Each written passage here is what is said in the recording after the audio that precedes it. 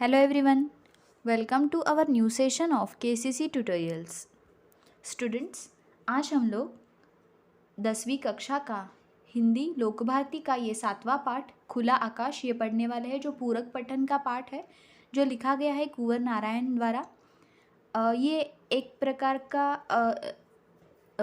Diary विधा है। ये एक प्रकार की डायरी विधा है। मतलब डायरी मतलब जो हम रोज़निशी लिखते हैं, जो भी दैनंदिन हमारे जीवन में कुछ बातें होती है, ये जो हम लिखते हैं, ये इसी प्रकार का एक लेखन है जो कुंवर नारायण द्वारा लिखा गया है।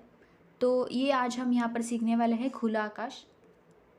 वीडियो स्टार्ट करने से पहले आपको एक रिक्वेस्ट है कि आपको अगर हमारे वीडियोस अच्छे लगते हो, इसका फ़ायदा होता हो, तो इसे ज़्यादा से ज़्यादा लाइक, शेयर और कमेंट कीजिए और हमारे चैनल को सब्सक्राइब कीजिए।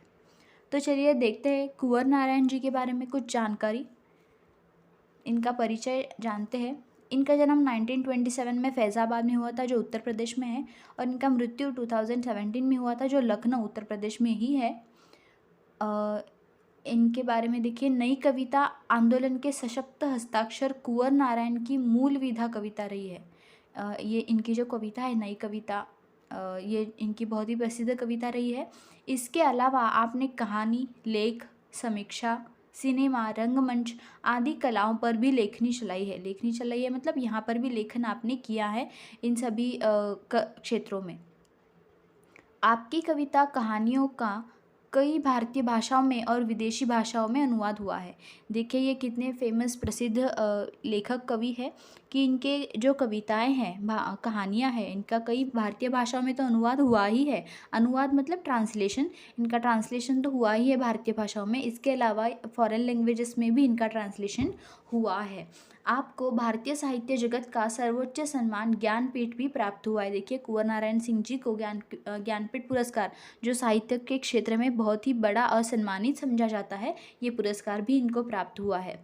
इनकी प्रमुख कृतियाँ मतलब इनके क्या लेखन है: चक्रव्यूह, तीसरा सप्तक, परिवेश, हम तुम, आत्मजयी, कोई दूसरा नहीं, इन दिनों आदि इनकी किताबें, उपन्यास, ग्रंथ, लेखन जो भी है ये प्रसिद्ध है। गद्य संबंधी अभी हम देखते हैं कि इस लेसन में हम क्या पढ़ने वाले हैं। इस पाठ में प्रस्तुत डायरी विधा में कुंवर नारायण जी ने जीवन के संघर्ष, साहित्य, आत्मचिंतन, जीवन क्रम आदि पर अपने विचार स्पष्ट किए हैं। ये अपनी बातें बता रहे हैं, कुछ ऐसी बातें जो जीवन संघर्ष के बारे में हमें कुछ जानकारी देती है। इस पाठ में आपका मानना है कि हमें दूसरों से वाद विवाद न करके स्वयं से संवाद करना चाहिए। जो भी इंसान डायरी या रोज़निशी लिखते हैं, ये बहुत ही प्रसन्न मन से जीते हैं अपनी लाइफ, क्योंकि ये खुद से बातें करते हैं। जब ये डायरी लिखते हैं, दिन में कभी भी लिख सकते हैं हम डायरी, रात में कभी भी लिख सकते हैं। तो जब ये डायरी लिखी जाती है, तो दूसरों से वाद विवाद करने के बजाय हम क्या करते हैं कि खुद से बातें करते हैं, स्वयं से संवाद करना सीखते हैं। इससे क्या होता है कि हमारी गलतियां तो हमें मतलब समझती ही है, लेकिन इनसे हम आगे बढ़ सकते हैं, इन्हें सुधार सकते हैं। दूसरों से वाद विवाद करने से तो अच्छा है कि हम खुद से संवाद करें, खुद से बातें करें कि आज हमने दिन भर क्या किया, क्या सीखा। ये सभी बातें हमें रोज़निशी में, डायरी में लिखनी होती है। और जीवन का जो आज जीवन में जीते हुए हमने क्या सीखा, आज का दिन विशेष क्या हुआ, ऐसी कौन सी खास बात दिन में हुई, ये सभी बातें डायरी में लिखी जाती है। ये एक डायरी विधा है जो कुंवर नारायण सिंह जी यहाँ लिखते हैं। अभी हम सीखेंगे इन्होंने क्या लिखा है। अंदर की दुनिया, देखिए ये 10 मार्च 1998 का इनका लेखन है। 10 मार्च 1998। अंदर की दुनिया, ये देखिए क्या कह रहे हैं: हमारे अंदर की दुनिया बाहर की दुनिया से कई ज़्यादा बड़ी है। हमारे अंदर की दुनिया मतलब हमारा जो मन है, हम खुद, हमारी आत्मा, हमारा जो मन है, ये इस बाहर की दुनिया से कई ज़्यादा बड़ा है। हम उसका विस्तार नहीं करते, लेकिन हम क्या करते हैं, उसका विस्तार नहीं करते, उसे दबा कर रखते हैं, अपने मन को फूलने नहीं देते, बाहर की अपेक्षा उसे छोटा करते चले जाते हैं और उसे बिल्कुल निर्जीव कर लेते हैं। मतलब दूसरों की इच्छा आकांक्षाएं पूरी करते करते हम अपने खुद के विचार, अपने खुद के बारे में विचार ही नहीं कर पाते। हमारे मन के बारे में हम कुछ भी नहीं सोचते हैं। इसे बिल्कुल निर्जीव सा कर देते हैं। मतलब इसे इस पर से सोचना ही हम हटा देते हैं। मतलब इसके बारे में कुछ हम सोचते ही नहीं हैं। आज़ादी, पूरी आज़ादी अगर कहीं संभव है तो इसी भीतरी दुनिया में ही, जिसे हम बिल्कुल अपनी तरह समृद्ध बना सकते हैं। क्या कह रहे लेखक? देखिए लेखक कि हमें जो आज़ादी है, पूरी आज़ादी अगर हमें चाहिए तो ये कहीं बाहर नहीं मिलेगी, ये हमें हमारे मन के अंदर ही मिलेगी। हमें मन से प्रसन्न होना चाहिए, मन से आज़ाद होना चाहिए, तभी हम कुछ कर सकते हैं जिसे हम बिल्कुल अपनी तरह समृद्ध बना सकते हैं। स्वार्थी अर्थों में सिर्फ अपने लिए ही नहीं, निस्वार्थी अर्थों में दूसरों के लिए भी महत्व रखता है। और ऐसा करना दूसरों के लिए भी महत्व रखता है कि हम अपने मन के बारे में सोचें, हम हमारी जो अंतर की दुनिया है इसके बारे में सोचें।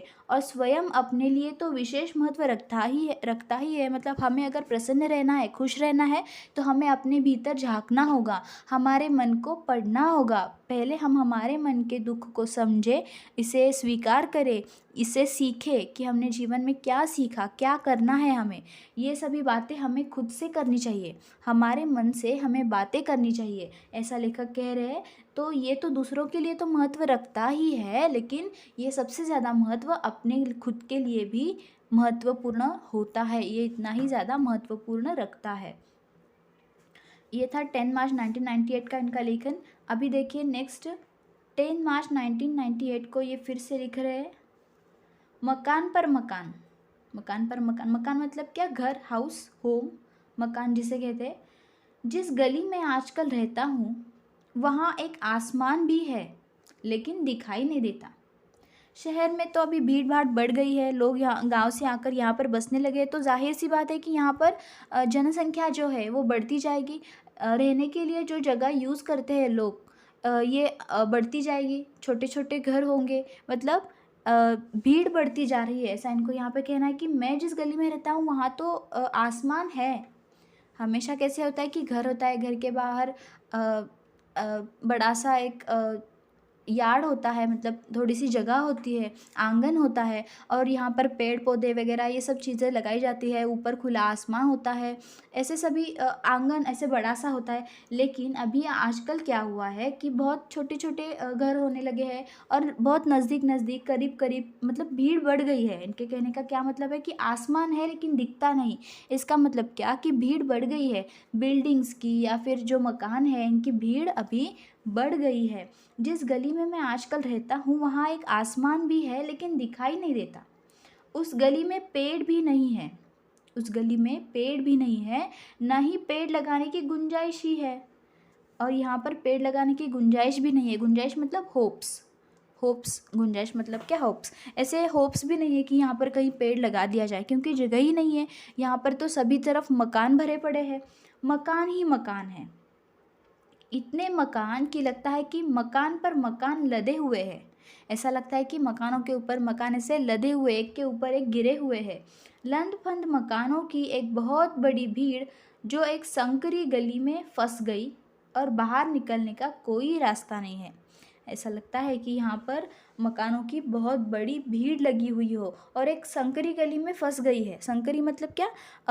पतली गली। संकरी गली मतलब पतली गली, जहाँ पर बहुत कम ज़्यादा होती है, जगह होती है, इसे संकरी गली कहते हैं। तो इस संकरी गली में मकानों की भीड़ बढ़ गई है और ये संकरी गली में फंस गई है, और ये यहाँ से बाहर निकलने का कोई रास्ता नहीं नज़र आ रहा है,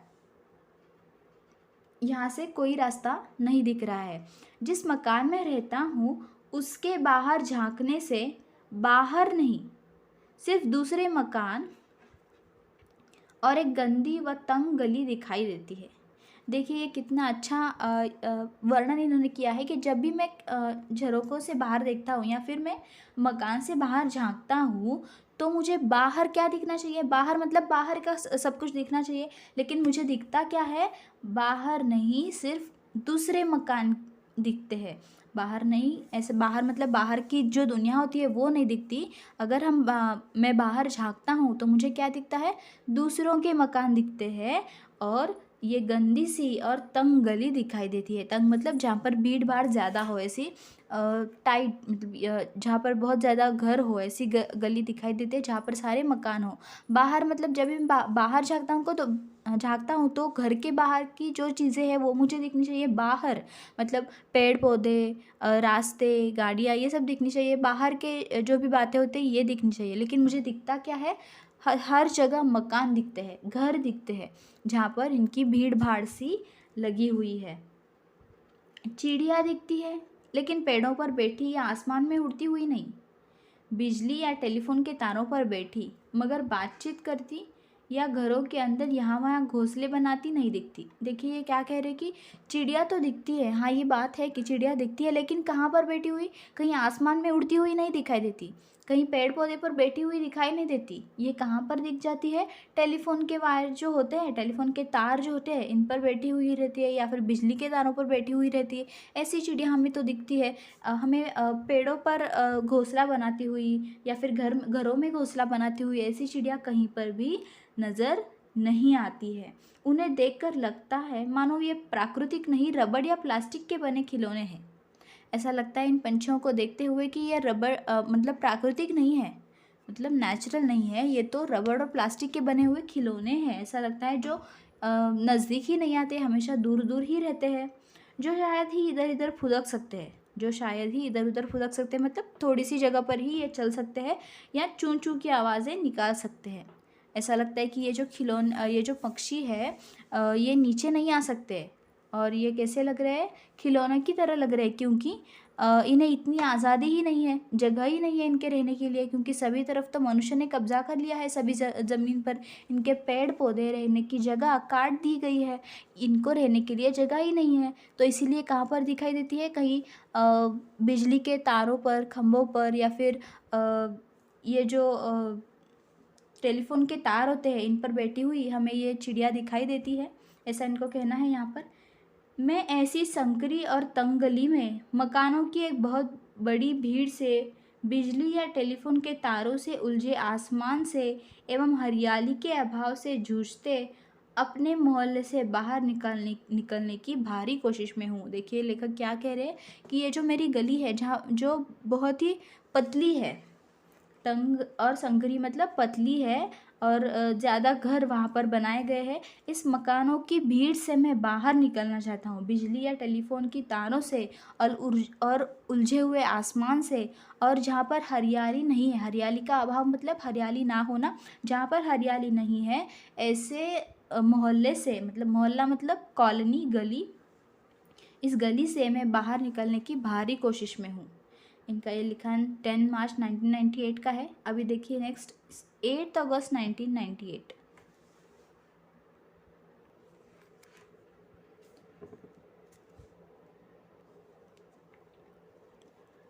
सही साहित्य 8 अगस्त का इनका लिखान है। देखिए लेखन है 8 अगस्त 1998। क्या कह रही है सही साहित्य? सही और संपूर्ण साहित्य वह है जिसे हम दोनों आँखों से देखते हैं, सिर्फ बाईं या सिर्फ दाईं आँख से नहीं।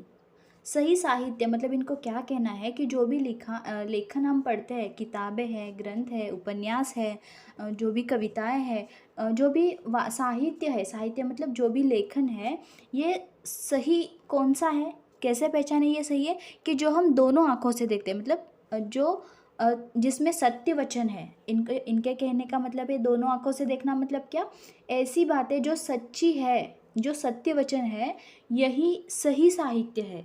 सिर्फ एक आँख से दिखने वाले जो भी साहित्य है ये सही साहित्य नहीं है। एक आँख से दिखने वाले मतलब जो अच्छे नहीं लिखे गए हैं, ऐसे साहित्य सही साहित्य नहीं है। ऐसा इनको यहाँ पर कहना है कि सही साहित्य और संपूर्ण साहित्य वही है जिसे हम दोनों आँखों से देख सकते हैं, मतलब जिस पर हम पूरा भरोसा कर सकते हैं, जिसमें सत्य वचन कहे गए हैं, इसे ही हम सही और संपूर्ण साहित्य कह सकते हैं, वाङ्मय कह सकते हैं। सिर्फ बाईं या सिर्फ दाईं आँखों से देखा हुआ जो साहित्य है वो सही साहित्य नहीं है। देखिए नेक्स्ट, जाने खुद को कैसे जानना है ये बड़ी अच्छी तरीके से इन्होंने बताया। देखिए, बिल्कुल चुपचाप बैठकर सिर्फ अपने बारे में सोचे।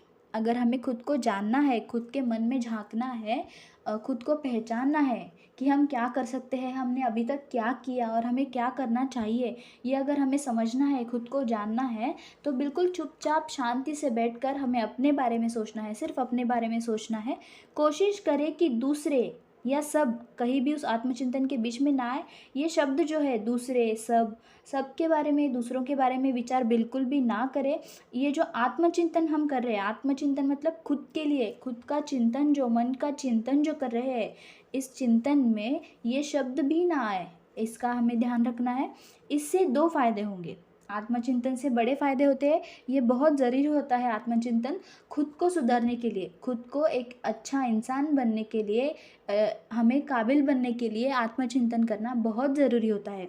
और इस आत्मचिंतन करते वक्त हमें क्या करना है, दूसरे या सब के बारे में बिल्कुल भी नहीं सोचना है, सिर्फ खुद के बारे में सोचना है कि हमने क्या किया, हमें क्या करना चाहिए और हम क्या कर सकते हैं। इससे दो फायदे होते हैं। देखिए, एक तो हम अपने को जान सकेंगे कि हम स्वयं क्या है, जो दूसरों के बारे में सब कुछ जानने का दम रखते हैं। दम रखना मतलब प्रयत्न करते हैं कि हम हमेशा दूसरों के बारे में जानने का प्रयत्न करते हैं, प्रयास करते हैं, लेकिन हम खुद क्या है, हमने अभी तक क्या किया है, हमारा क्या कर्तृत्व है, ये हम जान सकते हैं। दूसरे, हमारे उस हस्तक्षेप में दूसरों की रक्षा होगी, मतलब जब हम दूसरों के बारे में सोचते हैं तो उनकी रक्षा होगी, जिसके प्रतिक्षण मौजूद रहते वे अपने बारे में न तो संतुलित ढंग से सोच पाते हैं, ना सक्रिय हो पाते हैं। अगर हम किसी और की लाइफ में हस्तक्षेप करते हैं, दूसरों के जीवन में हस्तक्षेप करते हैं, हस्तक्षेप करना मतलब इंटरफेयर करना, हम दूसरों के सब दूसरों के बारे में सब कुछ जानने का दम रखते हैं, मतलब दूसरों के बारे में सोचते हैं, उनके लाइफ के बारे में, उनके जीवन के बारे में हम हस्तक्षेप करते हैं, तो इससे क्या होगा, ऐसा करने से वे अपने बारे में न तो संतुलित ढंग से सोच पाएंगे, मतलब वो खुद के बारे में तो सोच भी नहीं सकेंगे, और ना ही ये सक्रिय हो पाएंगे, मतलब एक्टिव नहीं हो सकते। अगर हम हमेशा दूसरों की लाइफ में इंटरफेयर करते हैं, हस्तक्षेप करते हैं, तो क्या होगा, वो दूसरों को परेशानी होगी। दूसरों की सोच समझ में भी उतना ही भरोसा रखें जिनमें हमें अपनी सोच समझ जिनमें हमें अपनी सोच समझ में है। हमें हमेशा क्या करना चाहिए, इतना हस्तक्षेप नहीं करना चाहिए दूसरों के जीवन में, उन पर भरोसा करना चाहिए। हाँ, दूसरों की सोच पर उतना ही भरोसा रखें, ये भी सोचते हैं, कुछ ना कुछ सोच विचार करके ही उन्होंने कुछ भी काम किया होता है, तो उन पर भरोसा रखना चाहिए। जितना भरोसा हम अपने खुद के सोच समझ पर रखते हैं, उतना ही भरोसा उनके विचारों पर, उनकी सोच पर हमें रखना चाहिए। हर एक के प्रति हमारे मन में सहज सकारात्मक स्वीकृति का भाव होना चाहिए। सहज सकारात्मक स्वीकृति मतलब ईज़िली एक्सेप्ट करना चाहिए। आपके सामने जो भी लोग हैं, इनकी जो भी कृति है, आपके प्रति जो भी ये काम करते हैं, जो भी कुछ आपका और उनका संबंध आता है, तो हमें क्या करना चाहिए, ईज़िली इनको एक्सेप्ट करना चाहिए। सकारात्मक स्वीकृति मतलब पॉजिटिवली हमें इनको स्वीकार करना चाहिए। सकारात्मक मतलब पॉजिटिव, पॉजिटिवली हमें इनका स्वीकार करना आना चाहिए, ऐसा भाव हम में होना चाहिए। दूसरा, अन्य नहीं अंतमय है, हमारे ही प्रतिरूप, हमसे अलग या भिन्न नहीं है। दूसरा, ये जो दूसरा सामने वाला इंसान है, ये कोई अन्य नहीं, हमारे ही प्रतिरूप है, मतलब रिएक्शन, हम जो भी एक्शन करते हैं उसी की रिएक्शन है ये, हमारे ही प्रतिरूप है, हमसे अलग या भिन्न नहीं है। हम जो भी सोचते हैं, जैसा सोचते हैं वैसे ही वो भी सोचते हैं, कुछ विचार विमर्श करते हैं, सोच समझकर काम करते हैं जैसे हम करते हैं, तो हमें उन पर भरोसा करना चाहिए और उनकी जो भी कृति होती है, जो भी कार्य होता है, उसे एक्सेप्ट करना चाहिए, ऐसा ये कह रहे हैं। 12 नवंबर 1998 का इनका लिखान है, 12 नवंबर 1998 का। आगे देखिए, 7 अगस्त 1999, सिर्फ मनुष्य होते हैं।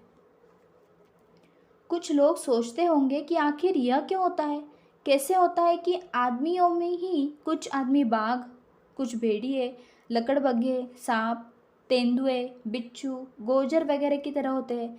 ये क्या कह रहे, देखिए, कभी कभी इंसान की तुलना हमेशा ऐसे की जाती है कि क्या तुम छिप रहे हो, डर रहे हो, ऐसा कहा जाता है। प्राणियों से तुलना होती है, कभी कभी ऐसा कहा जाता है, ये इंसान तो शेर दिल है, ये इंसान तो डरपोक है, ये खरगोश जैसा डरपोक है या फिर भेड़िए की तरह छुप रहा है, ऐसे कहा जाता है। ये तो सांप की तरह भी जहर उगल रहा है, ऐसे कहा जाता है कि प्राणी और पक्षियों की तुलना की जाती है। तो ये कह रहे हैं कि हमेशा आदमियों में ही ऐसा कुछ क्यों होता है कि कुछ आदमी बाघ होते हैं, कुछ आदमी भेड़िए होते हैं, कुछ आदमी लकड़बग्घे, कुछ सांप, तेंदुए, बिच्छू, गोजर वगैरह की तरह होते हैं, और कुछ आदमी गाय हो, बकरी, भेड़, तितली वगैरह की तरह होती है। ऐसा क्यों होता है? ऐसा क्यों नहीं होता कि जिस तरह सारे बाघ केवल बाघ होते हैं, बाघ में, हाँ, ऐसा नहीं होता, सारे बाघ तो केवल बाघ ही होते हैं और कुछ नहीं, या जैसे सारी गायें केवल गाय होती है और कुछ नहीं, उसी तरह सारे मनुष्य केवल मनुष्य होते हैं और कुछ नहीं। ऐसा क्यों नहीं होता कि सारे मनुष्य तो मनुष्य ही है ना, इसे तुलना कैसे की जाती है, या ये बदल कैसे जाते हैं? इनको कहना है कि ये बदल कैसे जाते हैं, इनकी तुलना क्यों होती है? बाघों में तो ऐसा नहीं होता, गायों में तो ऐसा नहीं होता। कभी आपने सुना है क्या कि ये गाय तो इस इंसान की तरह कर रही है, ये बाघ तो इस इंसान की तरह कर रहा है? ऐसा तो नहीं होता कभी।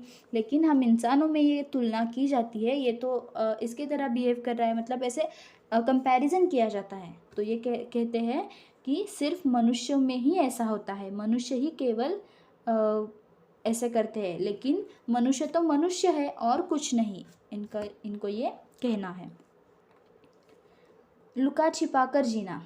देखिए, मुझे जीवन को सहज और खुले ढंग से जीना पसंद है। हमेशा जीवन को ओपन माइंडेडली जीना इनको पसंद है। चीज़ों को लुका छिपा कर, बातों और व्यवहार को रचा बसा कर जीना सख्त नापसंद है, स्ट्रिक्टली डिसलाइक्ड। सख्त नापसंद मतलब स्ट्रिक्टली डिसलाइक्ड। ये बिल्कुल भी इनको अच्छा नहीं लगता कि लुका छिपा कर बातें करना या व्यवहार करना, ये इनको बिल्कुल भी पसंद नहीं है। वह चारित्रिक बेईमानी है। चारित्रिक बेईमानी मतलब ये गलत बात है हमारे कैरेक्टर के लिए। चरित्र मतलब क्या? हमारा कैरेक्टर।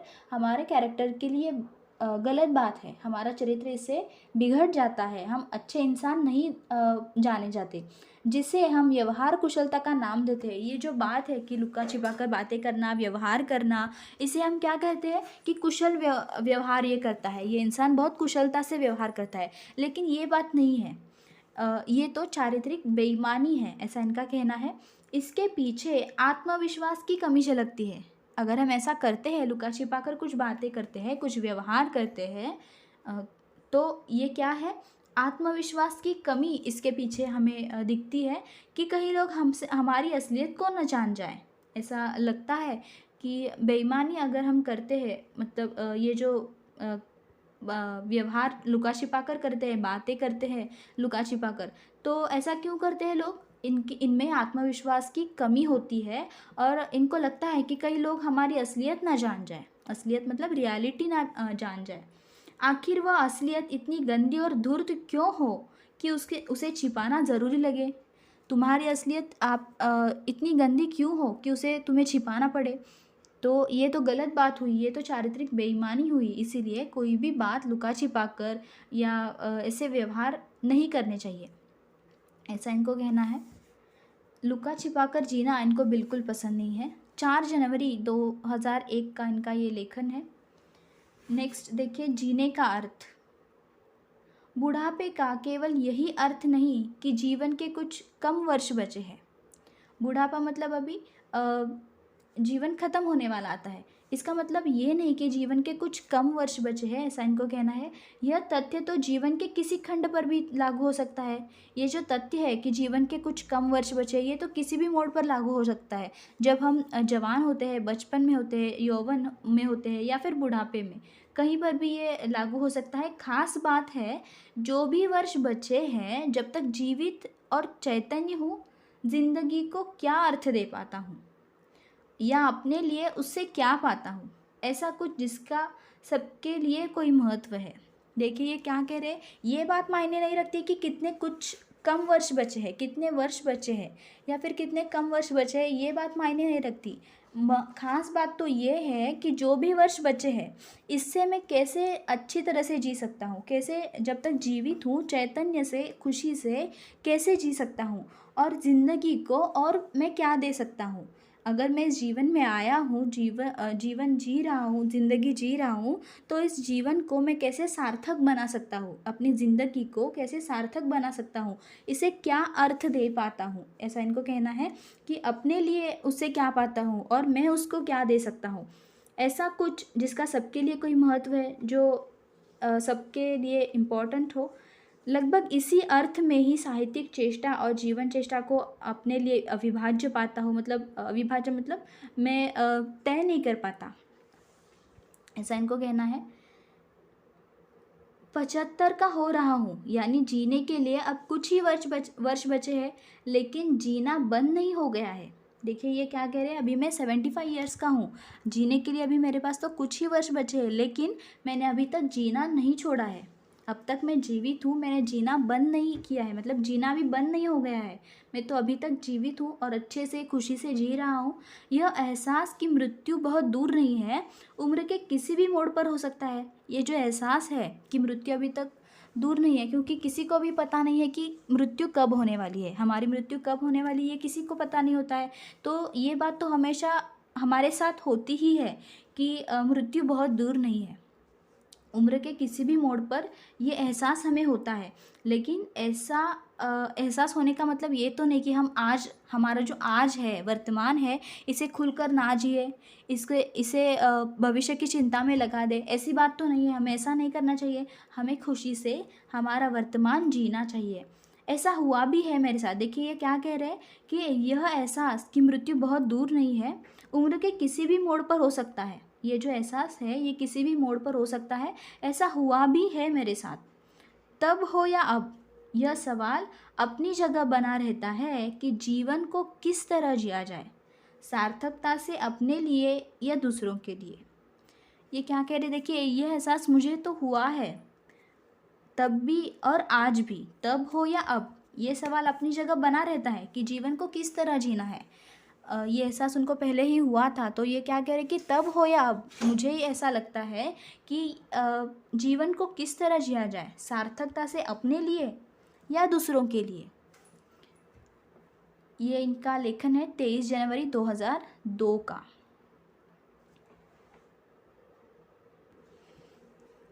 आगे देखिए, दिल्ली में रहना। दिल्ली में ये घर ढूंढ रहे, देखिए दिल्ली शहर में मैं घर ढूंढ रहा हूँ। शहर जैसे एक बहुत बड़ी बस, सवारियों से लंथपन, हर वक्त चलायमान। ये जो शहर होते हैं ये क्या होते हैं, जैसे एक बहुत बड़ी बस हो जहाँ पर बहुत सारी सवारियाँ बैठी हुई हो, सवारी मतलब पैसेंजर्स, लोग बैठे हुए हो। सवारियों से लंथपन, लंथपन मतलब भरी हुई, हर वक्त चलायमान मतलब चलने वाली, चलती हुई चीज़। चलायमान मतलब हर वक्त चलने वाली। दिल्ली, मुंबई, ये जो शहर है ये 24 घंटे, दिन के 24 घंटे चालू ही रहते हैं, चलायमान ही रहते हैं। यहाँ पर हमेशा भीड़ भाड़, रास्ते पर लोग, दुकानें, ये सब चालू ही रहता है। तो ये क्या कह रहे हैं, ये जो शहर होते हैं ये एक बहुत बड़ी बस की तरह होते हैं, जिसमें सवारियाँ लंथपन होती है, मतलब बहुत ज़्यादा भरी हुई होती है, और ये हर वक्त चलायमान होते हैं। चलायमान मतलब हमेशा चलते हुए होते हैं शहर। दिल्ली में रहने का मतलब कहीं पायदान बराबर 2 कमरों में 2 पाँव टिकाकर किसी तरह लटक जाओ और लटके रहो उम्र भर। दिल्ली में रहने का क्या मतलब इन्होंने बताया, देखिए इनका क्या कहना है, पायदान के बराबर 2 कमरों में 2 पाँव टिकाकर किसी तरह लटक जाओ। मतलब इनका कहना है कि बहुत कम जगह यहाँ पर मिलती है रहने के लिए। दिल्ली में तो सबसे ज़्यादा जनसंख्या है, तो इसके लिए ये क्या कह रहे हैं कि यहाँ पर बहुत कम जगह रहने को मिलती है, जहाँ पर 2 पाँव टिकाकर हम लटके रहे तो भी ज़्यादा है, और ऐसे ही लटके रहना पड़ेगा हमें उम्र भर। ज़िंदगी का मतलब बस इतना ही कि जब तक बन पड़े लटके रहो। ये क्या कह रहे हैं, ज़िंदगी का मतलब ही यही है कि जब तक बन पड़े मतलब जब तक हम चल रहे हैं, जीवित है, तब तक लटके रहो, फिर धीरे से कहीं भीड़ भाड़ में गिर जाओ। अगर लटके रहे तो भीड़ भाड़ तो होगी ही, तो इस भीड़ भाड़ में हम क्या हो सकते हैं, गिर सकते हैं, ऐसा इनको कहना है। ये इनका लेखन था 12 जून 2003 का। देखिए आगे इनका क्या क्या कह रही है, बहाने निकालना मतलब देखिए, जो हम शौक़ से करना चाहते हैं उसके लिए रास्ते निकाल लेते हैं। अगर हमें कोई चीज़ मन से करनी है, ये करने में हमें हमें दिलचस्पी है, इंटरेस्ट है, तो हम कितना भी हमारा व्यस्त शेड्यूल हो, मतलब बिज़ी शेड्यूल हो, कितना भी हमारा दिन व्यस्त हो, लेकिन उसको करने के लिए हम टाइम बचा के रखते हैं। उसके लिए अनेक रास्ते वहाँ निकालते हैं कि ये हमें करना है, क्योंकि हमें उनमें इंटरेस्ट होता है, उसमें इंटरेस्ट होता है, दिलचस्पी होती है। शौक़ से हम ये चीज़ करना चाहते हैं, बड़ी शौक़ से। लेकिन जो नहीं करना चाहते हैं उसके लिए बहाने निकाल लेते हैं। बहाने निकालना मतलब रीज़न्स देना, एक्सक्यूज़ेस देना कि हमेशा कुछ ये हुआ, वो हुआ, ऐसे एक्सक्यूज़ेस देना। जो हम करना चाहते हैं मन से, वो करने के लिए हम समय निकाल लेते हैं, और जो करना ही नहीं चाहते उसके लिए हम बहाने निकालना शुरू कर देते हैं कि टाइम ही नहीं मिला, ये नहीं हुआ, ऐसे हम बहाने बनाते हैं, मतलब एक्सक्यूज़ेस देते हैं, जो बहुत गलत बात है। ये इनका लेखन था जनवरी 2006 का। डेट यहाँ पर नहीं दी गई है। अपने से बहस, देखिए आगे ये क्या कह रहे हैं, अपने से बहस दूसरों से नहीं, अपने से करनी चाहिए, उससे सच्चाई हाथ लगती है। ये बात बिल्कुल सच है कि बहस करनी नहीं चाहिए। बहस मतलब तंटा बखेड़ा या फिर वाद विवाद जो हम करते हैं, ये दूसरों से कभी नहीं करना चाहिए, ये खुद से करनी चाहिए।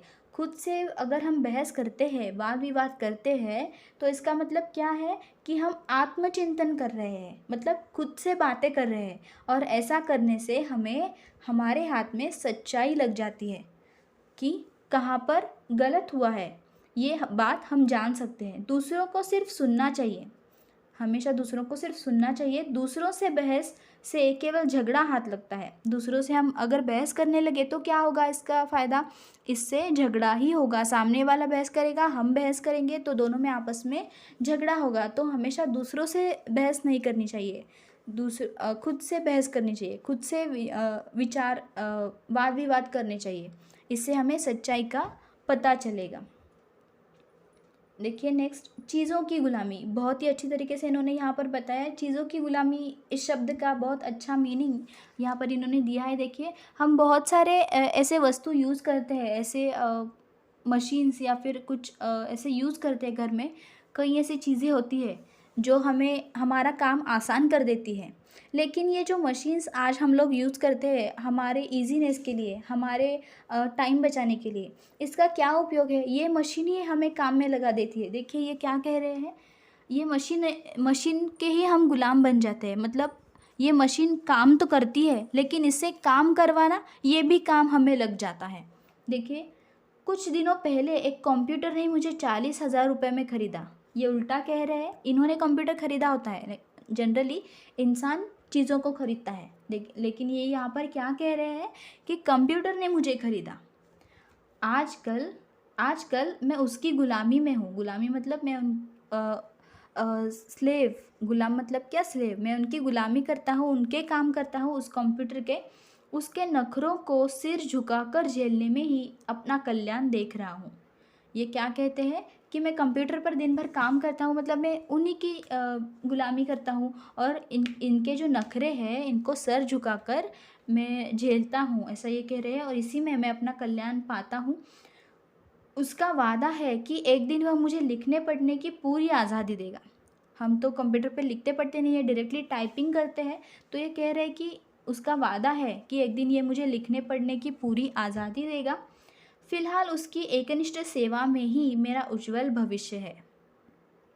मतलब काम करना, कंप्यूटर पर काम करने में ही मेरा भला है, ऐसा इनको कहना है।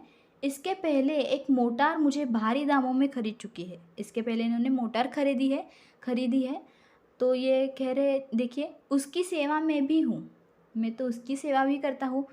अगर हम कोई चीज़ खरीदते हैं तो उसका ध्यान रखना, उसको मेंटेन करना, उसका यूज़ करना, ये सभी काम हमें लग जाते हैं। तो ये वही कह रहे हैं कि मैं उसकी सेवा में भी हूँ। दरअसल चीज़ों का एक पूरा परिवार है जिसकी सेवा में मैं हूँ।